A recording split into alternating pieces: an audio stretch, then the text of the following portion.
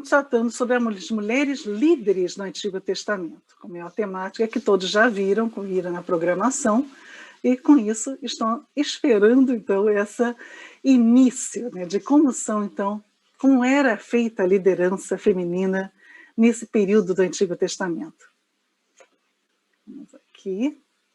Bom, a primeira coisa interessante para destacarmos já desde esse início é que a mulher está presente em todos os livros do Antigo Testamento.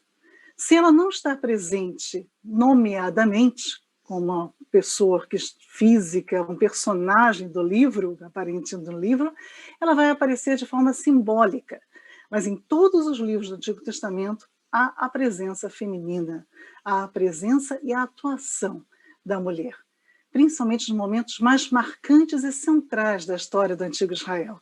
E é por isso que eu montei aqui no próximo slide para vocês uma espécie de uma linha, mas não é uma linha do tempo, ok? Apesar dessa linha ser uma linha que vai contar um pouquinho da história das mulheres de todo o Antigo Testamento, mas ela não está numa distribuição igual de tempo. Então não se preocupem com a questão da proximidade entre os personagens, por favor.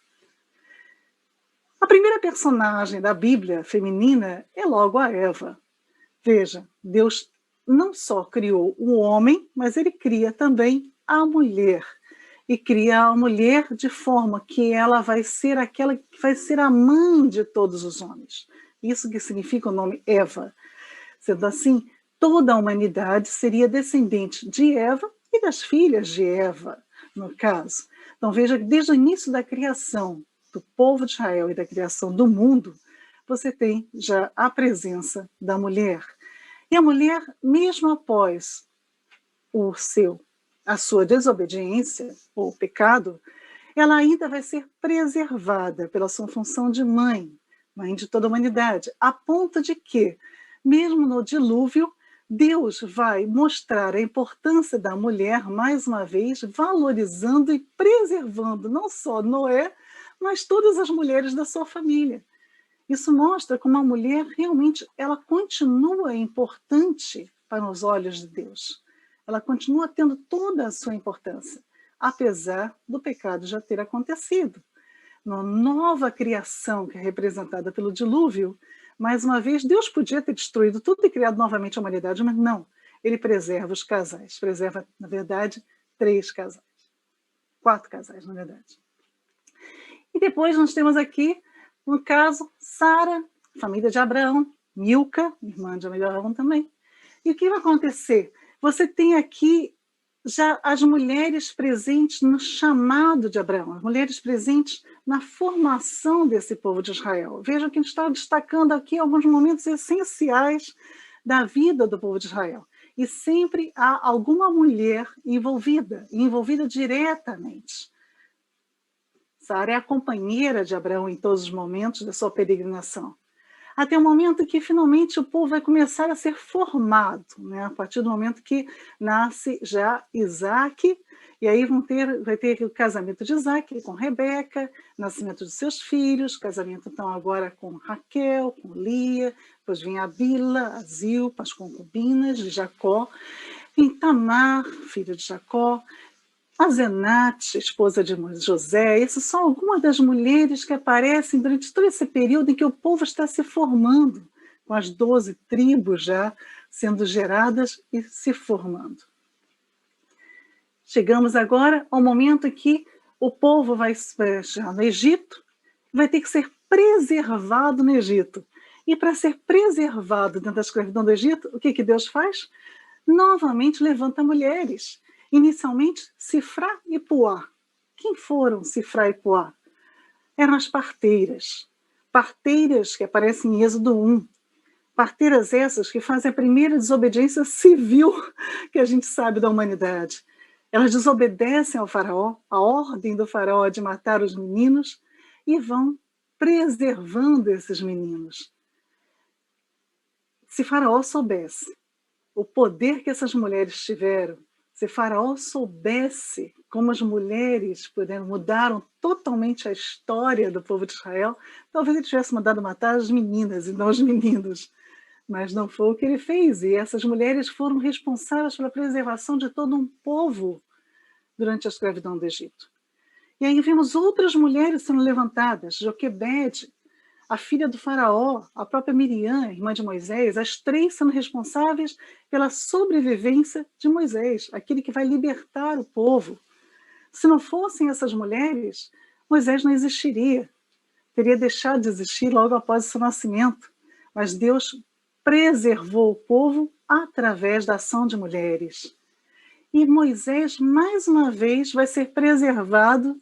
Na segunda vez, a vida de Moisés é salva por uma mulher, Zípora, sua primeira esposa. Durante a peregrinação do Egito, do deserto, vemos aqui a presença de Miriam, uma profetisa, mas uma líder do povo. Em diversos momentos já aparece claramente a liderança dela, principalmente perante as mulheres. Zípora, a primeira esposa de Moisés, que o livra da ação do anjo. Depois vemos a presença da segunda esposa de Moisés, que vai também ter uma ação interessantíssima no momento ali com Zípora, com Miriam e com Arão. Só para a gente ter algumas ideias de como as mulheres estão presentes em todos os grandes momentos da vida do povo de Israel. Chegamos à conquista. Moisés morre, Josué vai conquistar agora a terra prometida com o povo. E quem é que abre as portas da primeira cidade? Uma mulher, Raabe. Vamos estudar um pouquinho mais de Raabe na palestra de amanhã. Não percam a palestra de amanhã, onde vamos desvendar um pouco sobre quem era essa mulher que abre as portas para a conquista de Canaã pelo povo de Israel. Já estamos em Canaã. E agora, quem vai acontecer? Quem são essas mulheres que vão ser tão importantes durante essa vida em Canaã? Temos a história de Débora. Também não percam a palestra de sábado, onde vocês vão estudar um pouquinho também sobre Débora. Uma outra mulher que vai ser responsável, junto com Débora, por 40 anos de paz em Canaã, Jael. Noemi e Ruth. Todos devem conhecer a história das duas também, que se acontece justamente nesse período também dos juízes. A história de Ana, que mostra como as mulheres frequentavam o tabernáculo, coisa que talvez nem todos tenham essa noção de que as mulheres também estavam dentro do tabernáculo. Ana aparece orando no tabernáculo. E é ali que ela vai ser vista, no caso. Chegamos ao período dos reis. E no período dos reis são diversas as rainhas. Aqui são só algumas. Eu não estou colocando nessa linha todas as mulheres, são só alguns exemplos. Só para ficar bem claro como elas aparecem em todos os momentos importantes da história de Israel. Então temos aqui Mical, Abigail, a primeira esposa de Davi, depois que ele se separa de Mical, Betsabá, a rainha de Sabá, né, com toda aquela história com Salomão, tantas mulheres, que não são algumas apenas, que aparecem durante o período do Reino Unido. E quando o reino é dividido em Judá e Israel, novamente temos mulheres importantíssimas aparecendo na história, como Maaca, como Jezabel, como Atalia, filha de Jezabel, como Naamá, como a profetisa Ulda, também muito importante, vamos tornar a falar dela daqui a pouco. No período do exílio, a história de Esther, importantíssima para o povo de Israel. E, finalmente, depois do exílio, no período da reconstrução, as mulheres também estão lá? Também estão. E aqui eu destaco a presença das filhas de um homem chamado Salum, filhas que vão ser destacadas na Bíblia como tendo auxiliado na reconstrução dos muros de Jerusalém. Podemos ver, então, nessa linha, de uma forma muito simples, a presença das mulheres em todos os momentos chaves da história do povo de Israel. E olha que estas são só algumas das mulheres do Antigo Testamento. O Antigo Testamento relata a história de muito mais mulheres do que elas. Como podemos, então, chamar a Bíblia de misógina ou de machista? De forma nenhuma. A Bíblia conta histórias de homens e de mulheres. Então, se é assim, por que tanta dificuldade em se aceitar a liderança feminina na Bíblia? Temos alguns pontos a considerar. Talvez o primeiro ponto seja, realmente, os fatos na Bíblia são escritos na perspectiva de autores masculinos, pelo menos na grande parte. Há algumas questões que não vamos entrar hoje aqui. Sim, homens escrevendo a história. Então, eles vão escrever a partir do ponto de vista masculino, com toda certeza. Sendo assim, eles vão muitas vezes, sim, enfatizar as ações dos homens muito mais vezes do que as ações das mulheres. Então, é algo a ser pensado, sim. Mas também há outras questões interessantes, como muitas das histórias que acontecem na Bíblia são relatadas aqueles eventos mais extraordinários, mais diferenciados. Não há condições de alguém relatar todos os eventos acontecidos na vida de todos os personagens. Então, os autores escolhem alguns personagens e, dentre esses personagens que são escolhidos, escolhem também momentos interessantes, momentos considerados extraordinários ou miraculosos. E, sendo assim, não significa que só tenham acontecido aqueles elementos, ou só tenham acontecido aquelas histórias, e só tenham participado dessas histórias aqueles elementos que aparecem nas histórias. Então, precisamos também estar de olhos abertos para entender aquilo que está nas entrelinhas, aquilo que está na história não contada pela escrita. Outro probleminha a ser levantado. Há uma diferença entre quando o fato aconteceu e quando ele é registrado. Vou explicar. É claro que a história de Adão e Eva, por exemplo, bem claro para entender isso, não foi escrita enquanto Adão e Eva estavam vivos. Se a história deles foi registrada, isso foi registrado anos depois. E claro, quando você conta uma história que já aconteceu há milhares de anos, ou pelo menos há centenas de anos atrás, você vai contar primeiro com a perspectiva sua atual. Até porque você está contando para um público atual. Então, por isso, muitas vezes, algumas questões que aparecem nas histórias precisam ser lidas de acordo com o período onde ela foi registrada. Então, não só é importante estudar a história do personagem, mas também é muito importante saber quando aquilo foi escrito. Porque o momento em que o texto foi escrito, o momento em que a história foi registrada, vai também influenciar a forma como a história vai ser contada, como a história vai ser registrada. E a última observação importante é que, falando de Antigo Testamento, há certas questões, como por exemplo o livro de Gênesis, onde um livro único relata muitos anos. E claro, eu não posso também pegar uma única história e conseguir generalizar aquela situação para ser uma situação que aconteceria com todo aquele povo durante toda a vida do povo de Israel, de forma nenhuma. São períodos que têm que ser lidos também de acordo com quando a história deve ter acontecido. Claro que a gente não tem certeza dos anos. Uma vez me perguntaram numa televisão quando, por exemplo, em que ano nasceu Abraão, em que ano nasceu José. Não tem como a gente ter certeza desses anos. A gente sabe períodos aproximados, mas podemos, pelo menos, e devemos entender as histórias dentro desses períodos aproximados. Por isso tudo, isso pode dificultar um pouco essa compreensão até mesmo do papel feminino na Bíblia. Mas mesmo assim, mesmo com toda essa situação, e mesmo principalmente com essa autoria masculina, a Bíblia preservou, sim, histórias de mulheres e preservou, sim, o papel essencial e primordial que essas mulheres tiveram em todos os momentos essenciais da vida do povo de Israel. Vamos ver alguns exemplos. Okay? Mas antes mesmo dos exemplos, eu botei algumas ideias também aqui, mais algumas observações importantes a destacar a vocês. Bom, não podemos supor, então, que apenas as mulheres e os homens citados na Bíblia tenham existido, claro.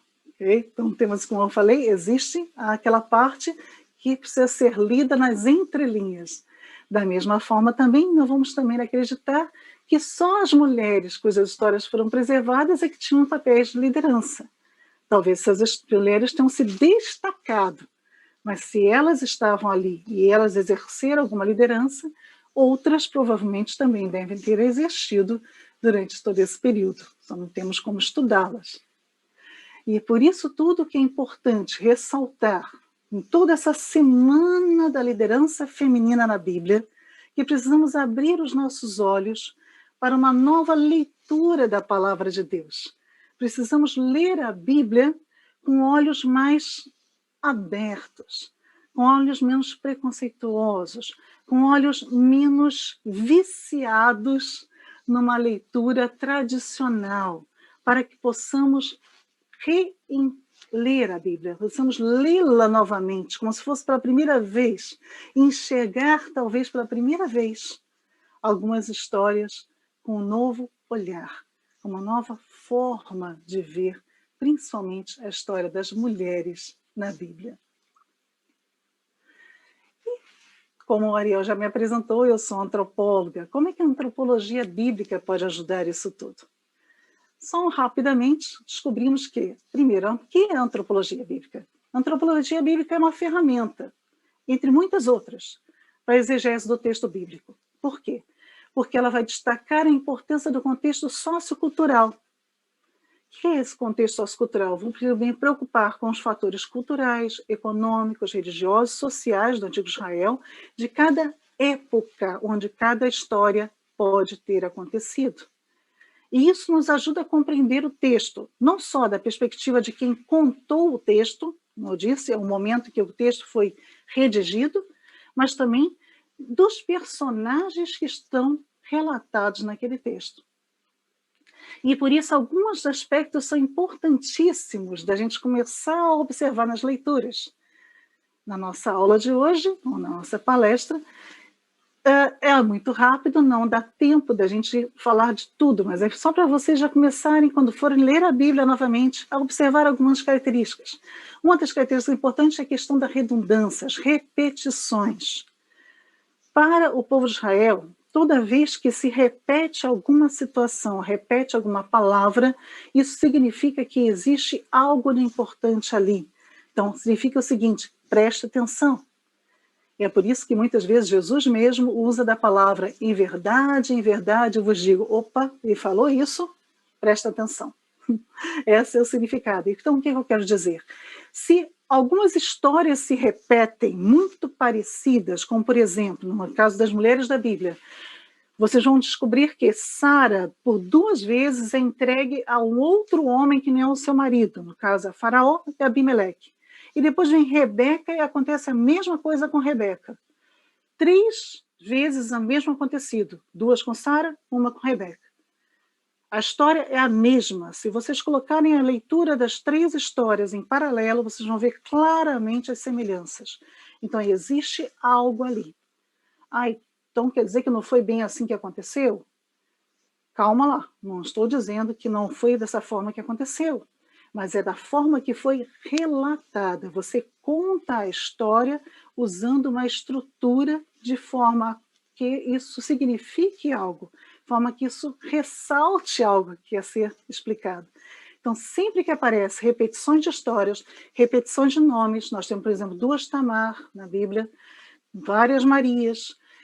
Todas as vezes que nomes se repetem, e nome, a importância do nome, até destaquei já isso também no slide, o nome para o povo de Israel é algo extremamente importante, o significado dos nomes tem algo também a nos ensinar, sempre procure descobrir o significado do nome das pessoas, e se o nome se repete, apesar de serem histórias diferentes, alguma coisa liga aquelas histórias. Então prestem atenção a isso também. Atenção aos detalhes, pequenos detalhes no texto. Nada está ali por acaso. Então, se diz que Débora sentava embaixo de uma palmeira e não debaixo de uma árvore, simplesmente, você precisa descobrir o que é a palmeira.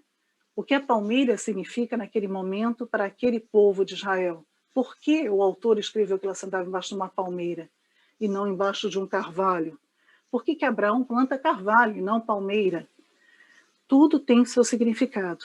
E, finalmente, cuidado com genealogias, atenção a elas. Nunca pule genealogia na hora que você for ler a Bíblia, porque a genealogia nos dá muitas dicas, inclusive sobre as mulheres da Bíblia. Muita gente acha que genealogia só fala de homem. também, isso é quem não lê genealogia com o olhar aberto. Observem melhor as genealogias. As genealogias vão nos contar muita coisa também sobre o povo de Israel e sobre as mulheres do povo de Israel. E sendo assim, agora sim, entrando já nas mulheres nos seus papéis de liderança.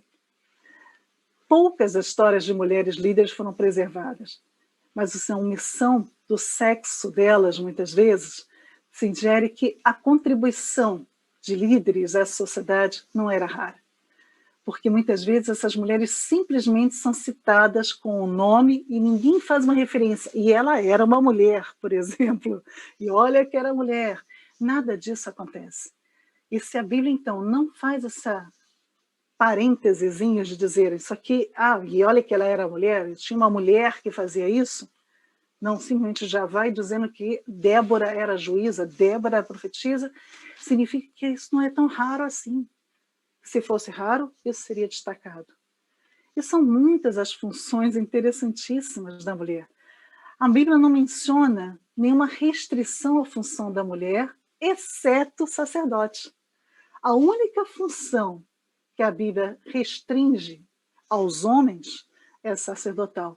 E mesmo assim, até mesmo aos homens, ela era extremamente restritiva. Se você for pesquisar em Levíticos, verá que são muito poucos homens que podem ser sacerdotes. Aqui 2 exemplos interessantíssimos. Um já falei das filhas de Salum.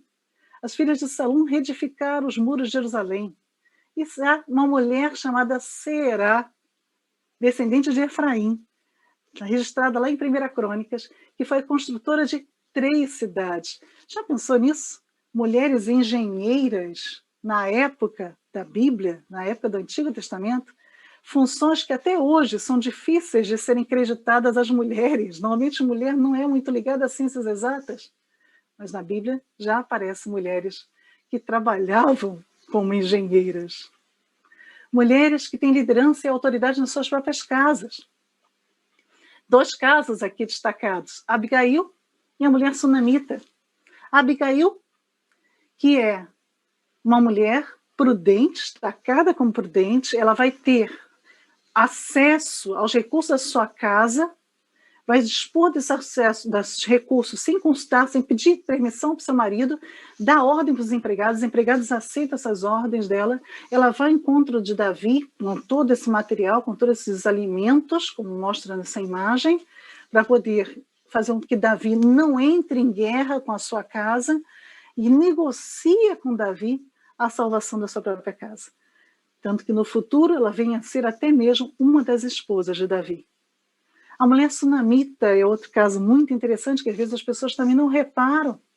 Conhecemos toda a história dela, do fato da ressurreição do filho e tudo mais, mas esquecemos de observar alguns detalhes, como, por exemplo, ela é que toma a iniciativa de convidar o Eliseu para ir para a casa dela. Ela entra em contato com o marido e ela já está decidida. Ela fala para o marido, vamos sim convidar o profeta. E mais ainda, ela ainda diz ao marido, e para isso nós vamos reorganizar a nossa casa, vamos fazer uma reforma, vamos construir um quarto para hospedar melhor esse profeta. Uma mulher que tem palavra até mesmo em questões de construção dentro de casa. No segundo momento, ela vai se mudar com a família para escapar da seca. Ela toma essa iniciativa, o marido já nem aparece mais na história. E, finalmente, é ela também que vai negociar com o rei a devolução da propriedade quando volta novamente a possibilidade de retornar à sua casa. Então, depois, observem melhor os textos, leiam melhor. Finalmente, por que estamos falando tanto de liderança feminina? A Bíblia não é um patriarcado? Como fazer isso? Cuidado. A Bíblia não fala em patriarcado. Patriarcado não é um termo bíblico. Patriarca, sim. O que é o patriarca? Patriarca é aquele pai de família que tem um governo sobre a família.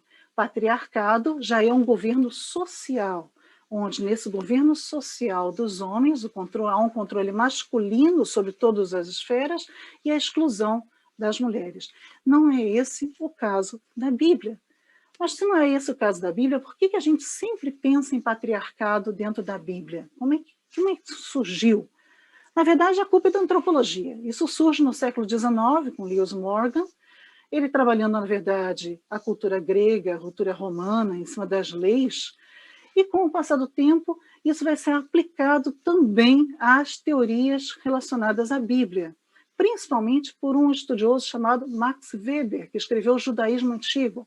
Ele já inclui esse tema do patriarcado como sendo relacionado também à sociedade de Israel. Mas hoje sabemos, pelos estudos atuais, cada vez mais, que o patriarcado bíblico é contestado. As mulheres tinham, sim, algum poder doméstico, como acabamos de ver na história da Sunamita e de Abigail. As mulheres, sim, desempenhavam papel fundamental na economia doméstica, como produtoras de alimentos, produtoras de roupas, produtoras de ferramentas.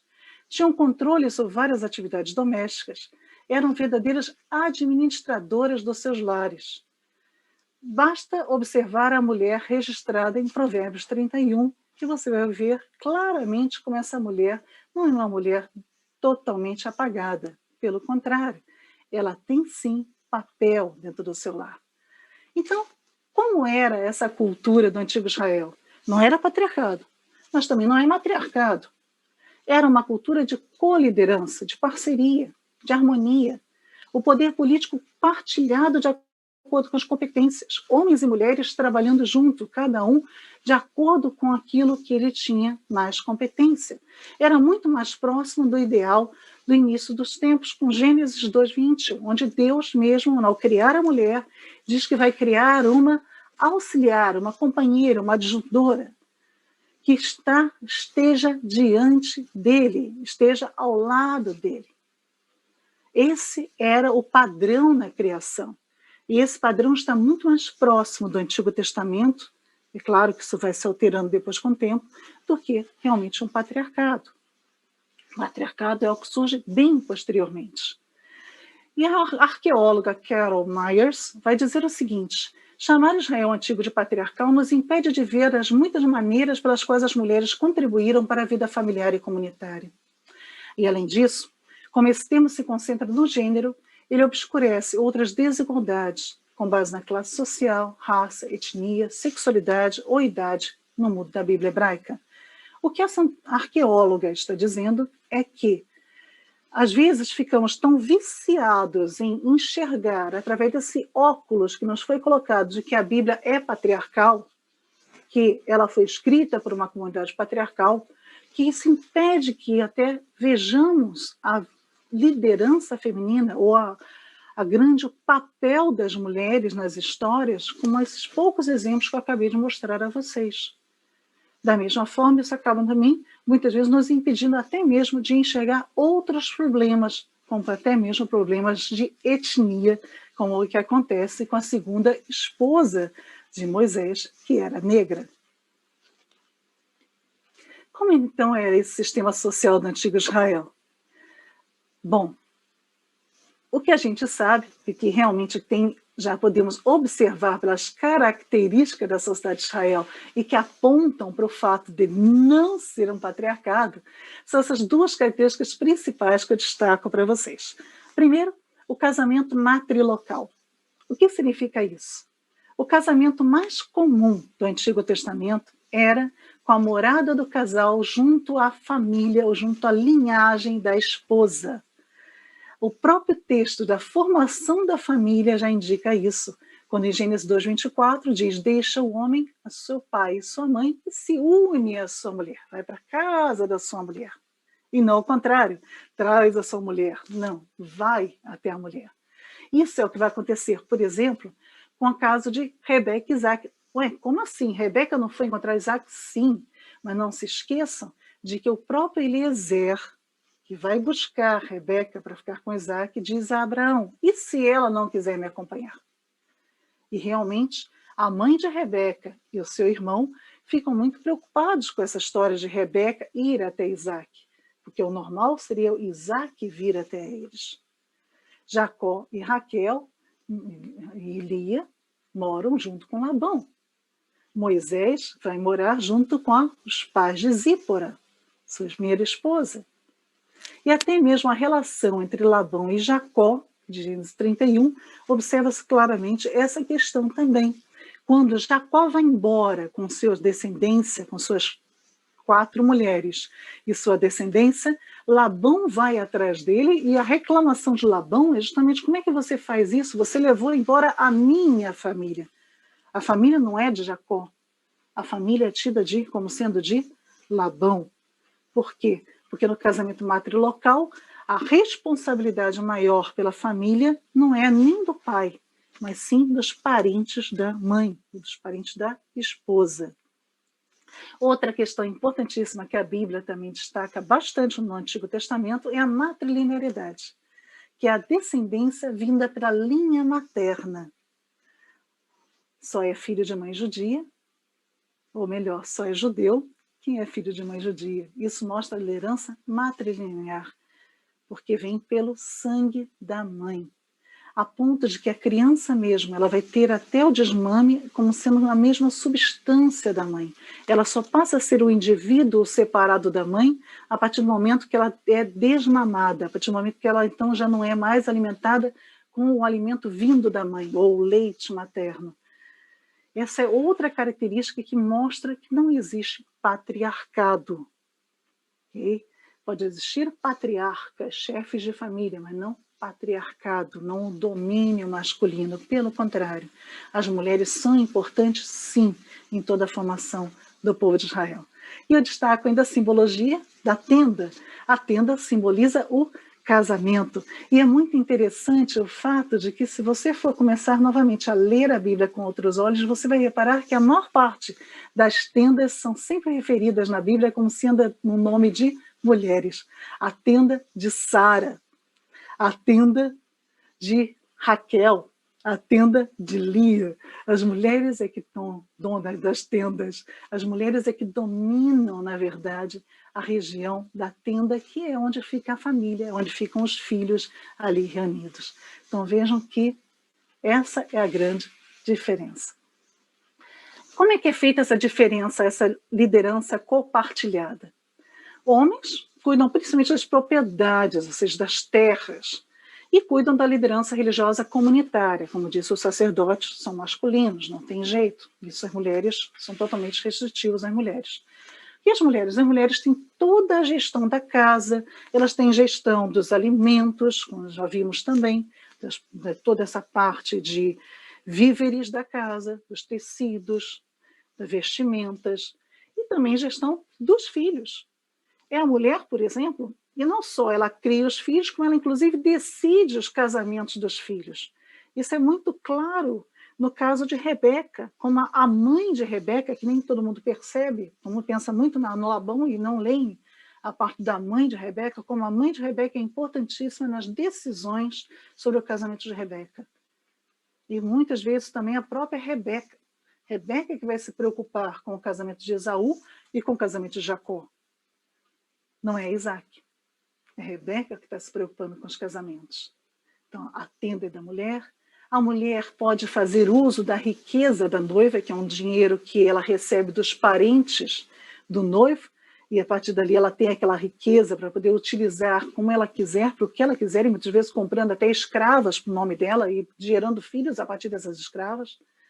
E principalmente a mulher também, ela é quem faz a gestão da religiosidade doméstica.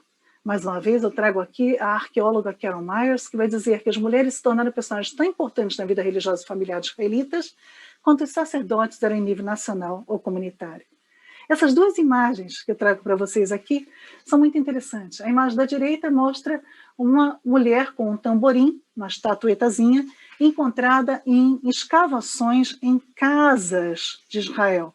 Era comum encontrar objetos de culto relacionados a culto, relacionados a algum tipo de forma de cultual na casa. E como a casa era o domínio da mulher, a mulher então com certeza tinha funções nesse momento, sim. E ao lado vocês estão vendo ali um tabletinho de barro, é uma carta. Esse pequeno tabletinho de barro, ele não é o único, foram encontrados cerca de 23 mil tabletes de argila. Esses tabletinhos de argila são datados por volta de 1870 a.C., foram encontrados na cidade de Assur, atual Iraque. E é muito interessante, isso é um achado deste ano, Vou dar uma coisa muito nova para vocês, foi publicado em janeiro de 2021. E nesse achado, o que interessa é que o que eles já traduziram dessas pequenas tabletinhas são cartas, principalmente escritas por mulheres, esposas de comerciantes, que faziam o registro desses bens que eram comercializados, então faziam o controle do que os maridos comercializavam, e muitas vezes ali tem transações bancárias também. Então, mulheres que cuidavam, inclusive, do dinheiro que esses maridos recebiam e traziam das suas viagens com mercadores. Então, há muitas descobertas que têm mostrado, sim, como as mulheres têm uma liderança forte no momento do período de Israel. Não podemos deixar de falar das matriarcas. Já falamos tanto de patriarcas, por que não matriarca? Ora, sem matriarca não tem patriarca. Sem as matriarcas não existem também, o povo de Israel deixa de existir.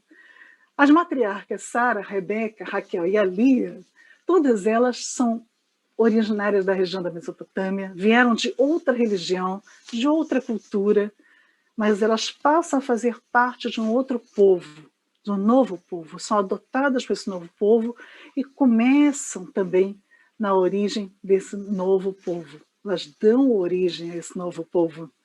São mulheres tidas como belas, como desejadas, tanto que já comentei o caso de Sara e de Rebeca serem desejadas por Abimeleque, e no caso de Sara, pelo faraó egípcio. Mulheres que conseguem falar diretamente com Deus e com os anjos, algo que também nem todo mundo percebe. Nessa imagem, nessa pequena imagem, de 1520, aí, de ilustração de Sara e Abraão recebendo a visita do anjo, é o momento em que o anjo vai dar a notícia de que Sara vai engravidar. Percebam que o anjo só dá a notícia depois que Abraão diz para o anjo onde está Sara. E Sara está onde? Na tenda dela. Está à porta da tenda. O anjo, é como se o anjo quisesse a presença de Sara para agora então falar. E não foi apenas aí. São vários outros momentos que Sara, Rebeca vão ter contato com o próprio Deus. Rebeca busca a Deus para engravidar. Rebeca busca a Deus depois que engravida. São mulheres que têm contato direto com Deus. Mulheres que usam da cultura delas, até das riquezas, daquela riqueza da mulher que eu disse a vocês, para o bem da família, tentando gerar filhos, já que elas eram estéreis. Então, usando das suas escravas, um privilégio que essas mulheres tinham da época também, de gerar filhos para o marido através das escravas. E, finalmente, todas essas mulheres usam, então, dos seus conhecimentos, até mesmo de ervas, um conhecimento muito feminino, para poder também colaborar com a sua família, como é o caso de Raquel e Lia e das mandrágoras também, outro fato interessantíssimo de se conhecer e ler melhor essas histórias. Como eu disse, sem matriarcas, não tem patriarcas. Elas são importantíssimas para a formação do povo de Israel. Outro caso que eu quero destacar hoje aqui para vocês são as mulheres da monarquia. As mulheres eram tidas como legitimadoras do trono. E é por isso que eu destaquei a importância da genealogia. Se vocês começarem a observar a genealogia dos reis, vão descobrir que todos os reis de Judá são sempre referenciados junto às mães. Sempre na genealogia dos reis de Judá aparece quem foi a mãe de cada um deles.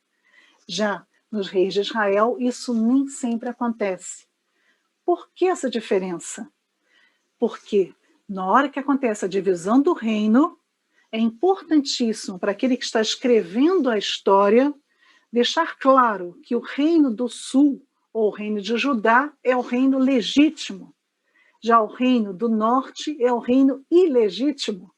E por isso eu preciso mostrar que as mulheres que dão origem aos reis do reino de Judá são mulheres também de Judá. São mulheres que trazem uma legitimidade ao rei. Isso é muito importante se observar. A própria Sara, ela é também, de certa forma, uma mulher muito importante nessa mesma ideia. Eu não posso esquecer, normalmente, dos nomes. Sarai significa princesa. O casamento de Sara com Abraão é uma forma também de legitimar Abraão como ali alguém que vai começar o novo povo, alguém que vai ser um líder de um povo.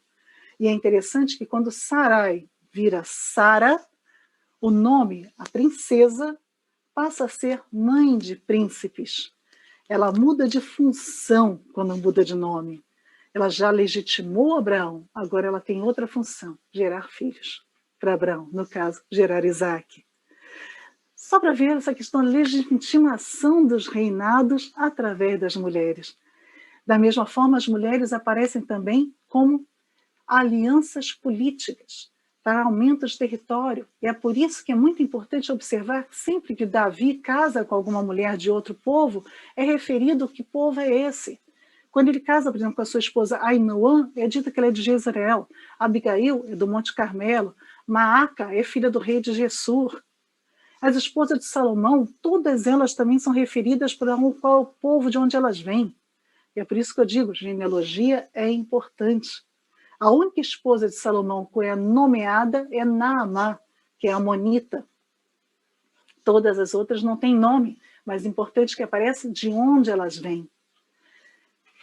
É muito comum que todas as mulheres que pertencem à família real estejam incluídas dentro da família, dentro dessa terminologia da genealogia real. E é muito raro vermos o termo rainha e, mais ainda, o de rainha-mãe. São apenas estas. Rainha, a grande maioria das rainhas que aparecem na Bíblia são mulheres que ou reinam fora de Israel ou são rainhas estrangeiras, como é o caso da rainha de Sabá, da Táfnis, que é a rainha do Egito, da Jezabel, que é fenícia, da Vashti, que é a rainha da Pérsia, e da própria Esther, que apesar de ser israelita, reinou na Pérsia. Só 2 mulheres de Judá aparecem como sendo rainhas de Judá e com o nome de rainhas, que é Neustã e Atalia. Atalia, que é filha de Jezabel. Já o termo rainha-mãe é mais raro ainda. Rainha-mãe é usado em 3 mulheres, Maaca, Jezabel e Neustã. Betsabá age como rainha-mãe, mas ela não recebe o título na Bíblia. O que seria essa rainha-mãe? Rainha-mãe era uma mulher que normalmente reinava quando o filho estava ainda em idade muito jovem, ou e o marido morreu e o filho ainda não tem idade para reinar, ou que o filho morreu, então durante um período ela fica também no lugar do reinado do filho. Betsabá é um caso diferente. Betsabá, no texto de 1 Reis 2, observa-se que ela reina ao lado de Salomão. Ela tem um trono do lado do trono de Salomão. Então ela também age como uma rainha-mãe, ela tem poderes de rainha-mãe, mas ela não tem o título pela Bíblia. Talvez no fato de que Salomão já fosse adulto quando ela assume essa posição. Mas vamos ter também um curso no Moriah College só sobre as rainhas. Se alguém tiver interesse, quem sabe, vamos estudar mais à frente essa situação. Outra questão, mulheres e as profecias. O profetismo na Bíblia também não é masculino. O texto de Joel é muito claro. O profetismo não é restrito aos homens. Mulheres podem ser profetisas. E é muito interessante que, embora a Bíblia apresente muito poucas profetisas, elas aparecem também em momentos cruciais para o povo de Israel. E não só momentos cruciais para o povo de Israel, como em toda a Bíblia, se for pensar, em todo o Antigo Testamento, bem divididinha. Eu tenho no Êxodo a presença de Miriam, nos Juízes aparece a Débora, no livro de Reis eu vou ter Uda, eu vou ter também período de Reis, também uma profetisa que seria esposa de Isaías, não há o nome dela, e no período do pós-exílio eu tenho Noadia, também aparecendo como profetisa, embora não sabemos muitas coisas sobre ela. Os textos rabínicos levantam a consideração a existirem 7 grandes profetisas, que incluem, nesse caso, Sara, como uma profetisa também, o que é bem interessante, e Esther, e Abigail. Vemos então que não existe preconceito nenhum com as mulheres que exercem o dom da profecia. As mulheres profetisas, naqueles textos todos que elas são citadas, são mulheres extremamente respeitadas, consultadas por guerreiros, consultadas por sacerdotes e consultadas até mesmo pelos reis, de tão importante que essas mulheres eram. É possível supor que algumas dessas mulheres profetisas tenham sido não referenciadas na Bíblia, e só algumas tenham aparecido. Mas o fato de algumas terem sido citadas e com tanta importância mostra que é bem provável que outras também existissem e que também tivessem tido seu valor. No caso de Hulda, por exemplo, citamos agora há pouco, Hulda, ela é uma profetisa tão importante que ela tem na Bíblia citada a linhagem dela, ela tem o endereço da moradia dela direitinho anotado na Bíblia, ela vai ser citada no Talmud várias vezes, ela dá nome numa das portas do templo de Israel, de Jerusalém. Ela é contemporânea de Jeremias, mas apesar de Jeremias existir, ser o grande Jeremias, que tem até um livro na Bíblia, é a ela que vão procurar em um momento de necessidade. É a ela que o rei procura. Então veja que Hulda tem a sua importância muito grande. Um texto de um exegeta aqui de Portugal, muito importante aqui em Portugal, é o maior conhecedor da Bíblia de Almeida, que é o Frei Herculano Alves. Ele diz o seguinte: a sabedoria profética das mulheres surge em Israel em momentos de particular dramatismo. Enquanto os homens cediam à tentação de capitular perante as dificuldades, perdiam a fé e a esperança, a mulher apareceu como salvadora. É interessante isso, né? Mostrar que Deus levantou profetisas exatamente em períodos de grande dificuldade para o povo de Israel. Mulheres é sabedoria. É interessante lembrar que a própria sabedoria é personificada no livro de Provérbios e no livro de Jó como uma figura feminina. Mas a Bíblia cita duas mulheres anônimas que são chamadas de mulheres sábias. Elas são referenciadas apenas com o nome da cidade onde elas moravam. Mas eram mulheres com muita autoridade, com toda certeza, e uma autoridade reconhecida. A primeira mulher sábia de Tecoa é uma mulher que vai ser procurada por Joabe. Joabe vai colocar as palavras dele na boca dessa mulher sábia para que ela fale com Davi sobre Absalão. E muitas vezes as pessoas podem pensar, ela foi apenas alguém, então, que foi um porta-voz. Não, ela não foi um porta-voz. Ela foi aconselhada por Joabe, mas ela age da mesma forma como, por exemplo, quando Moisés é aconselhado por Deus a colocar as palavras na boca de Arão. Ela é apenas aquela que leva, mas ela leva com o seu jeito de mulher sábia.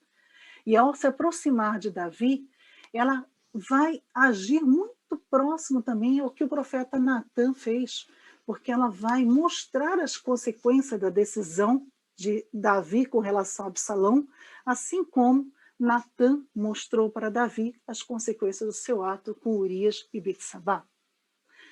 A forma como ela se pronuncia mostra claramente que ela estava muito acostumada a pronunciar julgamentos.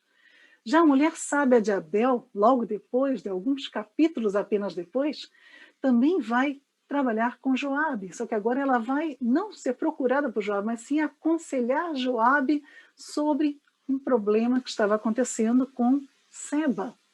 E aí, o que ele vai fazer? Ela tem uma autoridade tão forte para intimar o Joabe, como ela também tem autoridade perante o povo, para que o povo a obedeça. Quando ela conversa com o povo e ela faz com que o povo mate Seba e apresente a cabeça dele para Joabe, o povo não reclama, o povo não discute, simplesmente obedece. É muito interessante a forma como ela age, como ela se pronuncia, com uma linguagem proverbial, né? Ela usa a linguagem como se fosse uma conselheira real.